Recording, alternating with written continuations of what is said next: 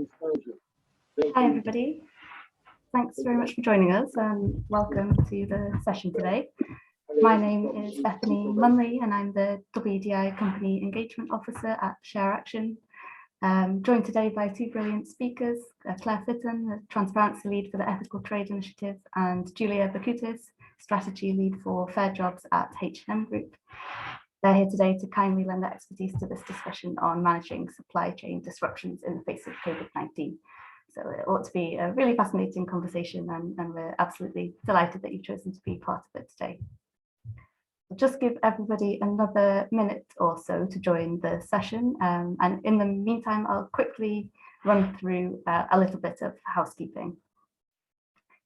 Just so everyone is aware, the session is being recorded today for those that can't make it, and it will be viewable by registered attendees for the next week or so on the platform.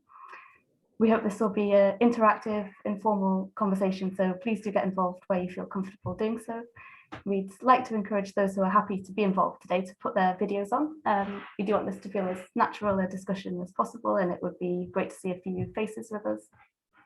And most importantly, we want this to be an open space for all, regardless of your experience or expertise on the topic. So please do feel very welcome to express your thoughts throughout the discussion. If you could put yourself on mute when you're not talking, just so we can hear our speakers, that would be much appreciated. And please use the chat box or the raise hand function to comment and ask questions throughout. We do have some time designated for questions and answers in the second half of the session, but by all means, send your questions in as they crop up and we can talk through them as we go along today. If you're able to introduce yourself and your organisation when you ask a question as well, that would be really great so we can see who we have with us. Of course, we are mindful that most people will be at home and interruptions might happen from children or pets or anything else, and that's absolutely fine if that does occur. If you need to leave the session for a moment, please do so. That's not a problem at all. And for anybody that faces any technical challenges throughout the session, we have my wonderful colleagues with us today, Rosie McKenzie and James Caldwell. They'll be on hand to help, so do contact them and they will try their best to resolve any problems. Okay, well, before we kick off, I'll just briefly provide everybody with some contextual links between this topic and the WDI 2020 survey findings, and then we'll get straight into the discussion. In terms of the topic's significance then, as I'm sure we're all aware, the COVID-19 pandemic has exposed the necessity of business and workforce resilience if a company is to adapt well to unexpected change, particularly in the face of a crisis. To build business resilience and provide workers with adequate protections in such circumstances, it's imperative then that companies recognise the impact of events such as COVID-19 across the entirety of their operations and implement sufficient protective and flexibility measures across the whole business. As business success is so deeply reliant on supplier performance and closely intertwined operations, it's therefore in the company's interest, not just morally, but also financially, to ensure that the workforce is resilient across every level. And this can often involve the adoption of flexibility when it comes to relationships with suppliers. Despite this, the WDI 2020 findings revealed that whilst companies do recognise the impact of COVID-19 on their workforce, they're often not extending protective measures beyond permanent employees to the contingent workforce, nor are they actively trying to improve working conditions of supply chain workers. One standout statistic was that whilst every company that provided data confirmed that permanent employees were covered by protective measures, this dropped to just 20% of companies for agency workers and even lower still, 20% for other contingent workers. But perhaps more pertinent to this conversation is the finding that many companies cannot or do not explain how they're taking responsibility for their supply chains, which of course is very important when disruptions are affecting the entire business operations. As a specific example of this, in the 2020 survey, 48% of companies either don't monitor if supply chain workers have access to a grievance mechanism or didn't say so if they do monitor it. So this lack of understanding and responsibility towards supply chain is indicative of a business that might struggle to quickly adapt to changes which affect workers on a global scale. On that premise then, we'll spend some time today looking at what companies have learned from the events of 2020 explore some measures implemented by businesses which do put workers' rights at the forefront, and also touch on the barriers to transparency which companies experience in the face of increasing demand for data disclosure. I've probably said enough, so I'll now hand over to our speakers for a closer look at the challenges involved with managing supply chain disruptions. I'll let the speakers introduce themselves first and talk a little to their work in this area, and then we'll dive into some questions. So I'll pass over to Clare Fitton first. Clare, if you'd like to say a few words. Great, thank you so much, Bethany, and thank you so much for inviting me to speak today. I'm very excited to be here. I'm looking forward to this session. I hope we can have a really fruitful discussion, and it would be great to hear from everyone here participating on your thoughts and your queries in this area.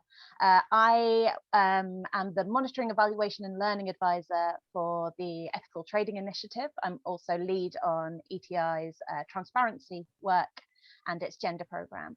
The ETI, for those that don't know, is a tripartite multi-stakeholder initiative.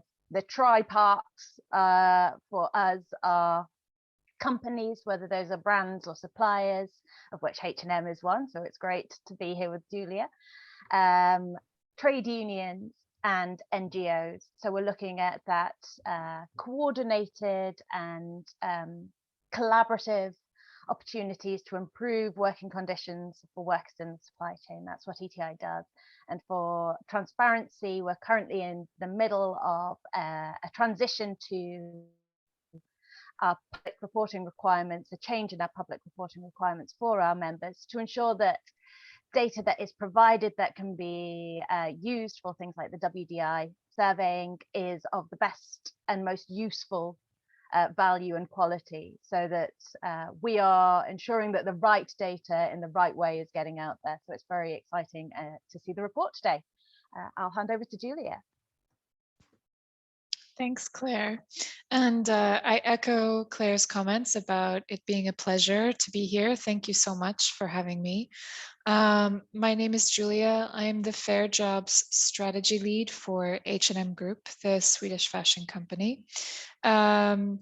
What this means, especially related to transparency and human rights, is that I work with all of the brands and functions underneath H&M Group to set strategies together to ensure that we as a company are having a positive impact on people across our value chain and all of our operations. So as such, this role has been involved in the COVID-19 response of our entire company, and I continue to work with a cohort of my colleagues to ensure that we are taking that responsibility as we move into 2021 as well. So thank you again. Brilliant. Thank you both very much for being here today and taking part in the discussion. Okay, great. Well, perhaps a good way to start the discussion then is with the observation that whilst the impacts from COVID-19 have generally been apparent and measurable at the company level, whether this is by financial loss or employee redundancy rates or furlough rates, perhaps the consequences felt by supply chain workers have not been quite as evident in the public eye. So if perhaps we turn to Claire first and then Julia, could you talk a little to how disruptions have varied so drastically across business levels, and maybe from a more human perspective, how the disruptions have had quite different impacts on real lives? Absolutely. I mean, it's a crucial question, and data is still coming in on this. It is still something that we are getting to grips with, understanding the actual, like the size and scale of the impacts on workers on the supply chain, especially at the different tiers. We've seen that different sectors have had different consequences where there has been loss in work. We've obviously seen consequences where workers have been without employment. They've been at increased risk of indentured service or of being taken advantage of in different ways. There has been increase in the domestic violence as a response to lack of earnings, or where one partner is able to work and one is not, where that has created imbalances. There has been increases in all kinds of working condition sort of every working condition break that you could see has broken. There's definitely been, where supply chains have continued, similar dangers have occurred where there is like an excess of workers to the jobs available. So workers have become more disposable. So overtime has increased. There's been lack of safety in the workplace as workers feel like they cannot take the time off to go and have their sick leave that they need to recover from COVID. So COVID has spread quicker. There has been consequences of work done to address some of this have had unforeseen consequences. You've seen in farms where workstations have been put in for cleaning and hand washing, which have then given rise to violence and harassment, because these are in isolated areas where people are congregating and able to be preyed upon. So there's a lack of understanding of the true, scale of the impacts is definitely there. There has obviously been good stuff, and we will come on to that as we go along, but I think it's just definite to reiterate that we still don't know the full extent. Yes, absolutely. As you said, the lack of data is one of the biggest barriers to understanding exactly the extent of this problem, and then as a consequence, what measures can be implemented to tackle those issues. Julia, do you have anything to add on that, and can you talk to any of the varying disruptions you've seen in your work? Sure. I mean, I think H&M can speak to several disruptions. One is as a direct employer, of course. Store closures due to restrictions related to COVID have disrupted our selling, and of course, my colleagues' jobs in the retail markets. And in addition to what Claire mentioned, I also want to highlight that, of course, as we all know, there were these waves, and it started in Asia, then spread to Europe. And so we saw this as well in the retail disruptions, that over time there would be lulls and peaks in the disruption. So it's not only at different levels in our organization, but over time we saw the virus take on different impacts in our retail markets, which I think is important to say. And of course, each government also had very different responses. Of course, EU is one block, but then when you look at the way India managed the crisis, and I'm speaking kind of at the retail level at the moment, versus China, versus Taiwan, as a company, we had to be able to navigate all of those different directives and standard operating procedures over time, pretty continuously, and also manage the workforce in a way that would ensure that we could preserve as many jobs as possible. When we drilled down into the operations of our business and into the supply chain, the disruptions took on a different but echoing impact. With the reduced selling because of store closures, of course, that impacted the number of orders that we're placing. And those business disruptions also looked different in every market. We have a quite diverse supply chain. So in some ways, we were able to absorb those disruptions. When China closed, we could move orders even with those same suppliers that might own a factory in Vietnam as well as Shanghai. We could ask them to move their business to a different market. We tried as much as we could to keep the same orders with the same suppliers so that we could help with their cash flow. But again, that was very much an impact that we saw. We also saw that because different governments took different policies when it came to managing payment terms and furlough and termination procedures, that workers were impacted in different ways across our supply chain due to these disruptions. So it could always be a reduction in hours, or minimum wages were affected in different ways, or again, in India, trade unions and factory management were required to negotiate a wage, whereas in Turkey, they took the stance of having not allowing any layoffs to happen at all. So again, like navigating this changing environment over time was something that we really saw. And I just want to echo as well the challenge of calibrating PPE, personal protective equipment, and different OSH procedures across all of our factories. I mean, we don't own the factories, but the factories we work with is another level of disruption in it, because we couldn't physically go to the factories to check. So that really changed the way that we did and had to do our due diligence over the last year. And again, that was changing because sometimes we could go and then all of a sudden we couldn't again. So that idea of checking and following, we're fortunate to have a large team on the ground that can do that in normal circumstances. But of course, our ability to do that was also curtailed, which meant we had to work with the factories in a different way.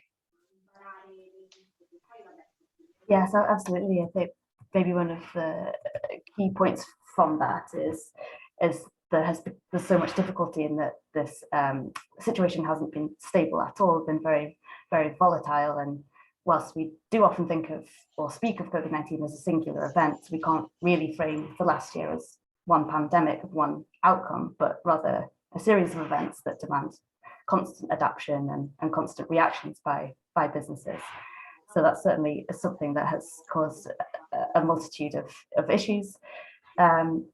But perhaps if we think about company learnings 1 year into the pandemic now, how have those reactions by businesses changed? Do you think we're seeing better management of disruptions and possibly more opportunities for the workforce as a consequence of that, and definitely in comparison to a year ago? Maybe if Claire, if you have any input on that first. Yes, I mean, we're definitely seeing a different reaction now to what we were seeing a year ago. The initial response was very dramatic and drastic at business end, where we would see the full ethical trade team or whoever works on this area would be the ones to go on furlough. So the workers' angle was being pushed to the bottom of the agenda, whereas now through various kind of, I guess, the data and information that has come out over the last year and the importance that it's had to both consumers but also shareholders has definitely helped to rise it back up the agenda to a priority. But systems have been developed now that were needed. So we're seeing less reliance on audit, which audit has a great place in your monitoring and your evaluation of your supply chain, but it also has its limitations. Through this process, we have seen companies developing better relationships in some circumstances with their suppliers as they are talking to them weekly. They're trying to get a better understanding as they can't get an audit team in there. So they're getting more bond. They're being more transparent at their end with their suppliers, and in return are getting more transparency back. We've also seen much greater cooperation with local stakeholders, whether that's trade unions or civil society organizations, to take on those roles where auditors are not able to go in. So being able to get into the factory with local trade unions, build up social dialogue programs, build up opportunities to actually hear back from the workforce, which are so needed and so valued. This has been a really breaking opportunity for that, which is something we've always advocated for. So there have been these rises. We've also seen businesses themselves obviously changing to become more resilient, whether that is, developing bigger online presences, whether that is narrowing their supply chain to a more manageable number of factories with whom they have a deeper or stronger relationship. We've seen these changes which can impact those workers in a very positive way, occasionally at the expense of the workers that they are leaving behind. So there is still a lot of work to be done, and that sort of transition away from previous supply chains as they are moving, but that there is a lot to be praised in where we are now from where we were a year ago. Yes, absolutely. Julie, you mentioned that addressing the pandemic in different waves and how different restrictions have meant that site visits, for example, have been possible at some times and then not others. But are there any examples from across the board of different ways that the company is now operating as a reaction to the pandemic that you might be able to speak to? Yeah, I think I can share some really concrete things. We've seen a lot of different and new risk assessment tools when it comes to our supply chain being developed. So for instance, understanding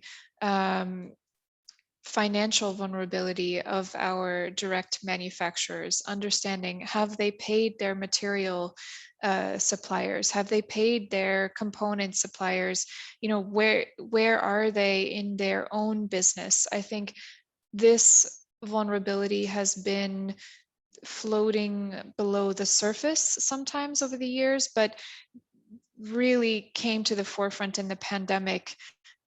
These more vulnerable businesses, these were the ones where we saw the risks for human rights violations and you know, not meeting our sustainability commitment and our expectations as well. So understanding those vulnerabilities and drilling down to literally the factory level on every level, I think is something that we've seen coming from our global production.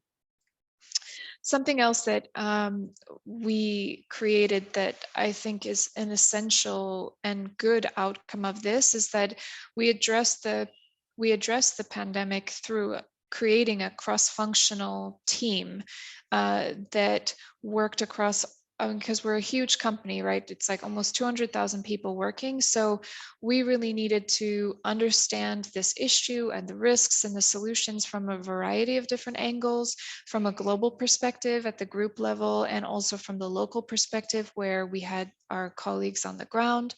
And having that cross-functional team that included business, human rights experts, you know, global production decision makers, media, stakeholder engagement people, all of them coming together to take decisions.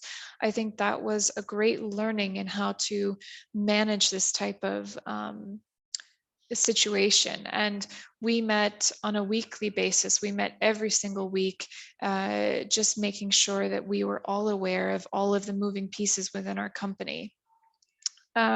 You mentioned, and I think Claire mentioned as well, and I just want to echo, a learning also was how important our communication with our suppliers was. So the more transparent we could be with them, either in sharing what we do know or sharing what we don't know, the better we were able to navigate that uncertainty together and to really help them feel like we were in it with them. And with that, you know, very early on in the pandemic, we had a decision made directly from Helena, what our company stand, sorry, our CEO is named Helena, our company stand was, saying, you know, this is what we were going to do. We're going to pay for all of our orders in the supply chain. We're not going to, you know, back out of our suppliers. We're going to do what we can if they've already bought material in advance. So I think that this very clear message from the top, from the very beginning, also really supported our ability to navigate the crisis as they came. And finally, I think we as H&M, you know, we have a fantastic annual sustainability report. We're always responding to media, but I think in this crisis, we also learned the power of proactive communication to stakeholders, not just giving information when it was asked, but proactively going out and sharing our situation and where we were, which opened up opportunities for collaboration, but also helped you know, increase trust among our stakeholders as well, not just our suppliers. Absolutely, and I think that's really indicative of a whole other level of transparency when you're able to discuss these issues, not just with the suppliers directly, but of course with all your affected stakeholders and consumers, which play such a big part in the business too. And it was great that you mentioned some some measures that you enforce very early on, for example, paying for the suppliers' orders when they'd already been made, seems to show a really great level of flexibility as part of the business model.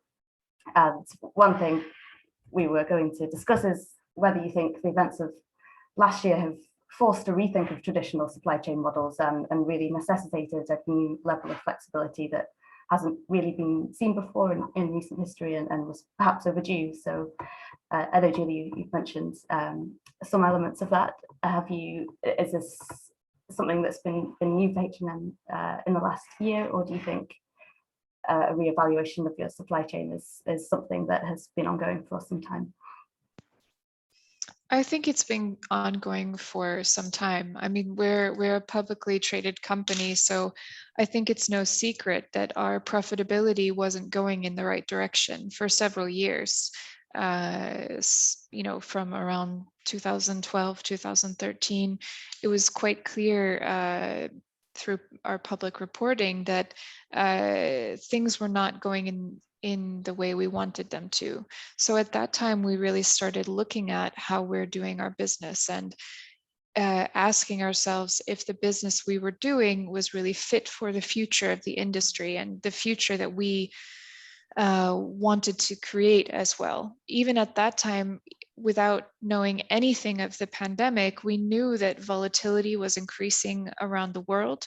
We knew that there would be you know, exacerbating factors like climate change, like increased migration, like increased social and political destabilization that would impact our supply chain. So far before the pandemic, we were doing a pretty deep self-examination of how we did business and were we really working in the best way. And I think perhaps we were just kind of reaping the benefits of that redesign when COVID hit, because we had a great quarter before COVID, and then all of a sudden that was thrown into disarray, of course. But I do think it gave us a great foundation for being comfortable rethinking those systems and being comfortable asking ourselves, are we really doing it correctly? And I mentioned, you know, new risk tools, but I also think, you know, we have what we call an optimal map, which is a global picture of our supply chain. And we understand that many different variables need to go into making that map a working and living document. And that's a constant work that needs to happen. We constantly need to question if we're doing the best we can. Otherwise, we won't be able to compete in the industry moving forward. Absolutely, yeah, completely agree. And Claire, is this something you've seen in your work as well, that there's been a big shift and a big rethink of supply chain models across the board? I'm going to say a qualified yes. I think that this conversation has been on the table for a long time. The fit for purpose nature of many current large business models, whether that's from you know, the downward pressure of purchasing practices to the spread out nature of the supply chain, which leads to lack of leverage, lack of ability and control. That has been a known problem for some time, and movement on this has always been slow. What we have seen, as Julia was alluding to, is that this is kind of accelerated the understanding of the consequences, that it was going to happen, whether it was something like climate change that drew greater attention, whether it was migration levels. This was coming. It just happened that COVID really accelerated and really highlighted the problems that were there, the inherent problems. The movement is happening, and there's definitely things that we're seeing and changes that are being made, but it is cautious. And I think that we are still at a tipping point as businesses, to some extent, returning to a form of normal, where rather than creating the long-term plans that will sustain against this being a recurring issue, we're seeing some businesses fall back into similar patterns, fall back into going for the lowest common denominator, fall back into having lack of cash flow within their own organizations, so that they've got these pinpoint areas where they're not able to provide any support, and they will inevitably go into panic mode. So it needs to be more holistic. It definitely still needs addressing. We're not seeing the sudden like revolution that I think a lot of us are hoping for, but there is movement, and that movement is quicker than it's ever been before. So a qualified yes from me. That's great. And yes, positive to hear overall, although potentially a worrying trend if maybe businesses aren't prepared for the next disruptive event, which is inevitable to occur. Yeah, absolutely. Maybe then potentially is one of the issues that whilst companies are starting to understand their supply chains in a bit more detail and to a more comprehensive level, there's still a divergence between this level of understanding and the ability to actually manage disruptions when they occur. Maybe you could talk to some of the physical disruption or physical hurdles that companies face when trying to manage disruptions, either whether things that have occurred in the last year due to restrictions or just across the board. Julia, did you want to speak to that first? Oh, sure. I mean, I think Claire also alluded to this, and we've talked about it as well. You know, access to data in order to make informed decisions is one of the first barriers to managing these disruptions. And I mean, it doesn't sound very sexy, but like an IT system is super expensive and it's really difficult to manage. And it's, you know, if you don't have like an iterative process where you're constantly, you know, improving your tools, then it becomes outdated really quickly. And I think this is something that is really difficult for even a large company with H&M, like resources, to really get right. It's really difficult because we're not IT experts. So that foundation of information and knowledge that you need in order to manage the crisis, but then to be transparent about it, is stuck in that very like fundamental issue around having resources to invest in that system. And I think also, again, depending on the size of the company, depending on the structure of the company, the policies and procedures that that company has to manage their own staff, of course, when it comes to communication flow, how hierarchical you are as an organization means that decision-making happens at different speeds in different places and perhaps is constrained by different legal standards and social expectations as well, which is something that can be quite physical. I mean, the number of people in the room and all of these things too. So that would be my immediate response there. Yeah, absolutely. And I think in terms of, I think you touched on it earlier, but it was interesting to hear that some of the, for example, the factory visits that you usually would have carried out, which would enable you to manage disruptions on the ground, you were unable to do so in the last year. So was that also a significant hurdle that H&M faced? Yeah, and I mean, what we did was exactly as Claire suggested, is that we needed to rely on local stakeholders to help us, although those local stakeholders weren't always able to make those visits either. But what we did in Turkey, for instance, is my colleagues sat down with a group of trade unions every single week and gave each other updates, us business updates to them worker updates to us. And it was literally every 7 days they were sitting down talking. And that's how you're really able to manage it, supported by a clear government policy, of course, that also protects those workers. Definitely. And Claire, did you have anything to add on that? I mean, I just want to strongly agree with what Julia said. I think that both data and systems are not sexy and they are not given enough attention or credit. But from very simple first steps from this, we've seen, quicker changing supply chains than we've seen before, as you've no longer been able to source from X country and so have very quickly set up in Y country, and that data is not getting into the system. So if from a risk perspective, if you're not able to have that oversight of where you are, even, it's very difficult to get started on the next level of, so where are the problems, what are the potential issues, how can we address them?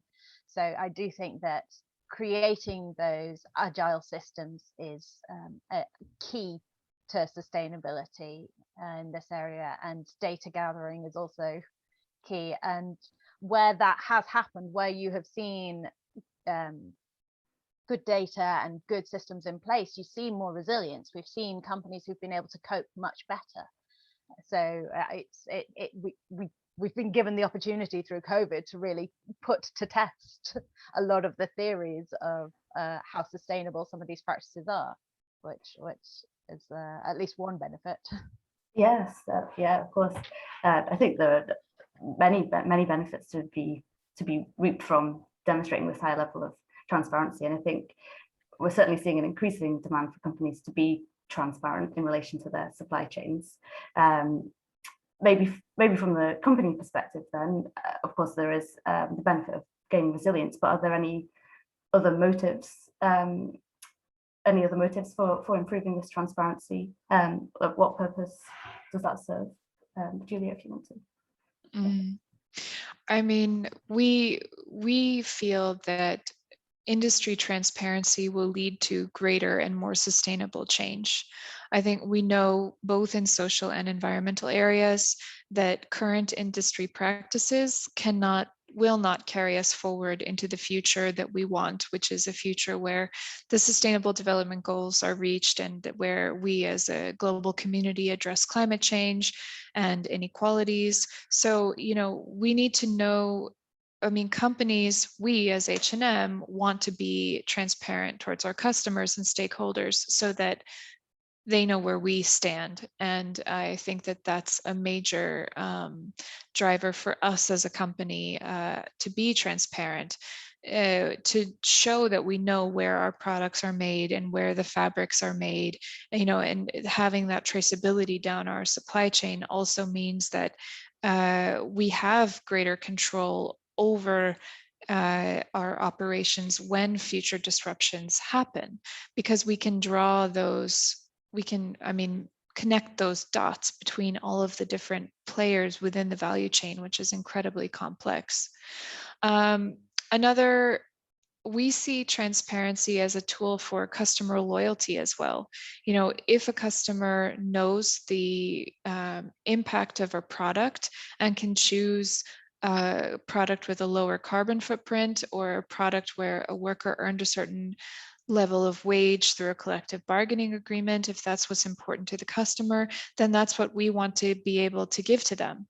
And we see that customers more so than ever expect transparency from the companies that make their products. They expect to be able to understand the ingredients in labels, and they expect to know, where their product is made, through what kind of processes, what chemicals were used. And we expect this trend to only increase. So being at the forefront of that trend places us well, in our estimation, in that future customer offer as well.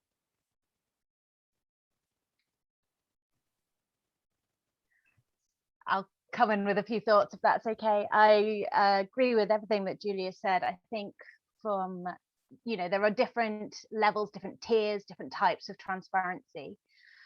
What we have seen over COVID, as alluded to, is companies who have taken decisions at the start of COVID that might have seemed more risky from a profit perspective has actually led to them being far more resilient, being able to cope. Companies who have been able to get shipments over and pay for goods at the start of the process have had those goods when logistics supply chains have then been disrupted.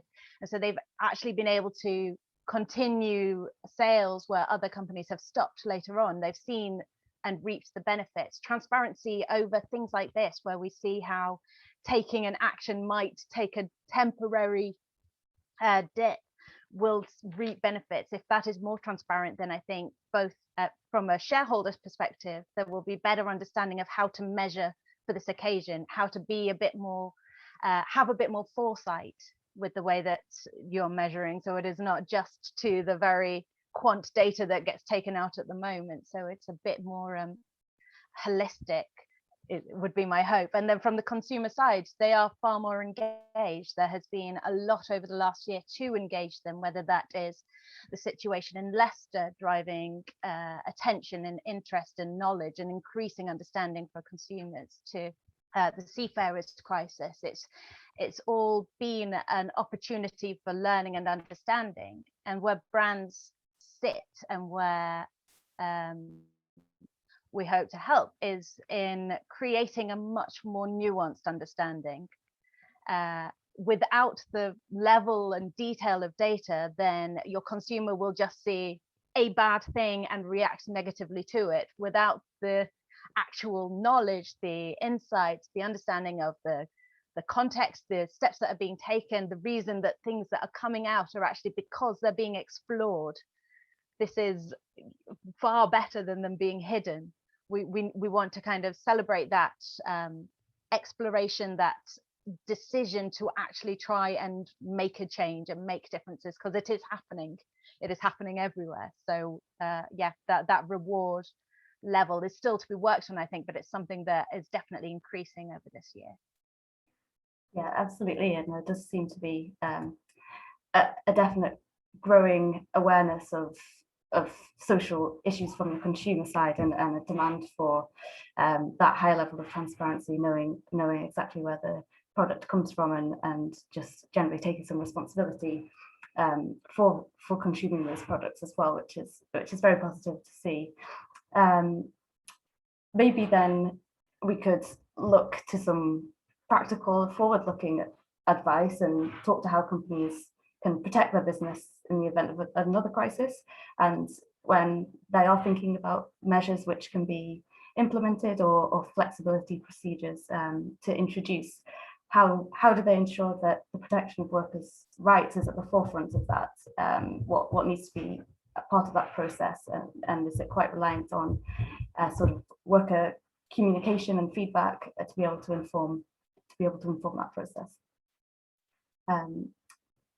Julia, do you have anything you'd like to add on that? Sure. I think you're asking, like, how can we take a people-centric approach looking forward and managing? I think what I would say is it takes, it takes businesses understanding the consequences of the decisions that they take. So wherever you place business, wherever you put your money, that says something to and will have an impact on those workers. So when we are taking business decisions, it's not that we want to save every single person in the world, but we have to understand the impact that we make when we choose a certain sourcing strategy, and when we decide to change that strategy. I think the danger with being too flexible is it's difficult to and not committing anything, let's say. I mean, that's where the danger comes, because then you aren't able to create lasting partnership relationships with your suppliers that would also enable your suppliers to then plan their workforce and invest in their workforce, because they would have that assurance that you're going to be there for the long run. So I think coming up with very dynamic long-term partnerships with strategic suppliers is something that's very important looking forward. Understanding that your business is going to, for instance, buy a certain basket of products from a certain market, and each supplier that's in that basket, why they're there, how strategic they are, and you can make that kind of commitment to that supplier. Of course, so creating more dynamic partnerships with your supplier, moving away from just a transactional relationship with your supplier where you're in or you're out, and there's not a lot of dialogue around that. I think that continuing that model will make it very difficult for businesses to be flexible, while also ensuring that we have purchasing practices that enable protection of workers. That's one very concrete way, I think. Yeah, definitely. Yeah, Claire, did you want to add something? Yes, I'd love to. So I think what we have seen in the last year has been traditionally a lot of due diligence practices have been focused on assessing the supplier and the supplier's behaviors, supplier's issues, correcting, improving that level of due diligence. What we have seen here is very much the consequence of the brand level behavior. So that internal inspection of your own practices, your own downward pressure, is something that has been put off, and I don't think it can be anymore. It has to be led by assessing your purchasing practices, looking at your labor costing. There are lots of toolkits available. I recommend Fairware Foundation's labor minute costing tool. It's very practical, very useful. Schemes like better buying, where it is the suppliers giving their anonymous feedback on your practices, will help you to understand the actual impact and consequences of your decisions. And this is getting more than just an ethical trade team involved. This is getting the whole company involved. It has to be led from a senior level for this to actually have impact. The opposite end of that is the workers themselves and their voices, their needs. It is engaging with trade unions, it is engaging with worker dialogue programs, it is engaging to ensure that the workers understand the pressures on them better than anyone else and the solutions to those problems better than anyone else. So it is ensuring that you are including their voice, that key stakeholders' voice in your decisions, and whether that is in your strategy making, whether that is at that really top level or at the very local level of working with a supplier to improve practices. It's vital all the way. So I can't advocate for that enough. Yeah, absolutely. It seems like a complete intrinsic part of this process and for offering those protections, of course. Brilliant. Well, thank you both very much for so much useful information. We would like to set aside a bit of time for questions and answers as well. So if anybody does have questions, please do put them in the chat box or unmute yourself and just ask those. That's absolutely fine as well. We have had one come in already from Charlie, and he asks that it feels like more and more people recognise that business models need to change, as Julia alluded to, but what are the most useful roles for civil society organisations to play to push for these changes? Claire, I don't know if you have some thoughts on that one. Thank you. Yes, many thoughts. I don't think we've got enough time for this. I think civil society has many different roles, and those roles are evolving. Traditionally, it was very much in the same way as businesses, kind of looking at the very basic due diligence processes, looking at suppliers, helping businesses assess those risks. What we're looking now is far more collaborative attitudes to a far more broad thinking root risk cause change. So whether that is collaborating with businesses, with other relevant stakeholders, with shareholder organizations, to put pressure on all the other leverage points that get ignored, whether that is local governments, whether that is international organizations, whether that is state shareholders. These all play a part in this, and they've all been sort of sidelined for what has up to date been very much a well, your supplier should behave like X, without the regard for how they can't within their country context, how they can't within the pressures that companies are under from shareholders, how they can't from consumers pressure to keep prices down. It has to be engaging in collaborating to address far wider than where we have done before. So I think there's a lot of different ways that we can organize and become the kind of voice and conveners in these different areas, ensuring that worker voice gets included, ensuring that all these myriad of voices get included. But it is also a difficult and rocky road. So we'll see. More collaboration, that would be my answer. Can I just add something, because I've talked to ETI about this in particular? I mean, Claire mentioned some tools, for instance, to enable brands to look at their purchasing practices.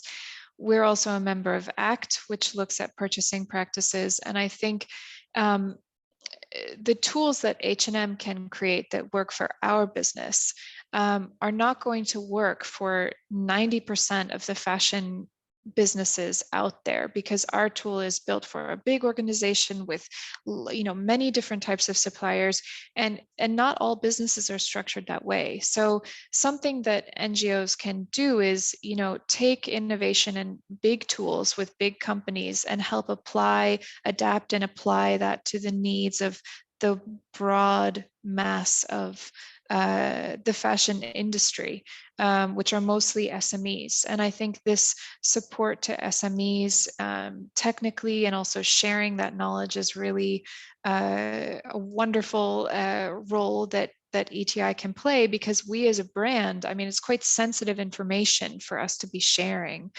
with other companies, but that's a role that civil society can play. And also, I think one of the things that COVID has revealed as well is the vulnerability of a lot of the social protection systems in many of the markets where we work, and a lot of the vulnerabilities within the labor market in the markets where we work, and not just in in Cambodia or Turkey, but we've seen it everywhere, that governments are really struggling to manage these types of issues. And I think brands have a role, but civil society can also have a role in providing expert advice, engaging in legal reform processes to help drive systemic change that we need from an expertise area as well. Because we as a fashion company know some things, but then in civil society, there is a wealth of information available. And last thing I want to say too, and ETI has also been a partner to us in this, is giving feedback to brands on if we're doing the right things. So ETI evaluated our fair living wage strategy that we ran from 2013 to 2018, looking at, are we addressing the right topics? Are we working at it in the right way? Is it having the impact that we want? And that analysis and feedback to us is very important as we move forward as well, I think, and I hope that type of collaboration that Claire spoke about would continue in that direction. Yes, definitely. It seems like that element of feedback, it's absolutely vital to be able to improve in this way, and to get that overarching level of expertise to be able to make progress in this area. Sorry, Claire, did you want to add something on the end of that? No, I was just going to say that, yeah, I agree with everything Julia said, that kind of ability for civil society organizations to develop based on the practice and experience, and to expand on that across different sectors, across different sizes, what it needs to be tailored is something that is very needed. So it's something that we are always happy to be working on. Yeah, absolutely. And I think having some best practice to look to is so important to be able to guide these measures. Do you have any examples, particular examples of best practice that you've seen that could be helpful for other companies going forwards? I would recommend looking at sites like, on the ETI website, we have a string of blogs and case studies of actions taken by our members, actions taken by other organizations that we consider good practice, good learning opportunities. We have case studies, we have resources built around that. So I do recommend having a look. Also, there are great examples contained within many brand websites. If you look to modern slavery statements made by many ETI members, I'm thinking of H&M themselves, but Morrison's, Supermarket, ASOS, you'll see real examples, concrete examples of actions taken, which can be very useful. But I'm happy to also take specific questions if there are any. Yeah, absolutely. Yeah, we've probably got time for a couple more questions. So if anybody does have any last minute questions or thoughts or comments, do put them in the chat box now before we close for the day.